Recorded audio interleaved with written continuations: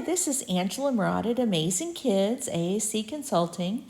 I just wanted to show you quickly how in Grid for iPad you can do some editing to change the size and shape of individual buttons to make them stand out more. So this is in Super Core 50. I'm going to tap on these three little dots in the top right hand corner, Edit Grids, and I'm on the QWERTY keyboard that does not have word prediction. I already added a share button so I can share the contents of the message window, but I decided it kind of blends in and I want to make it stand out just a little bit more. So I'm going to edit the cell and style, cell shape, and I think I'll go for this one that almost looks like an award. And done. So yeah, I like that. And I had already edited that to add it and to make it match the menu button colors.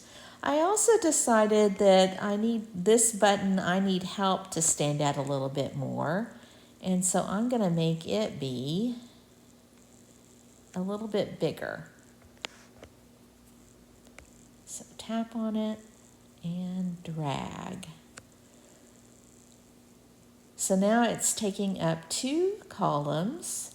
I could also go into style and maybe make the font, pick a bolder font.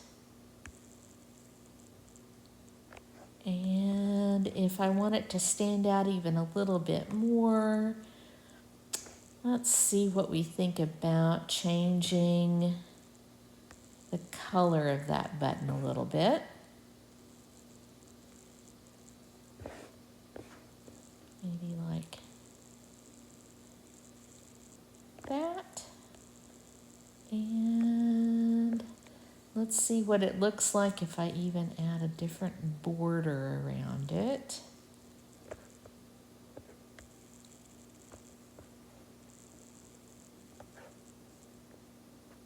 And tap Finish Editing.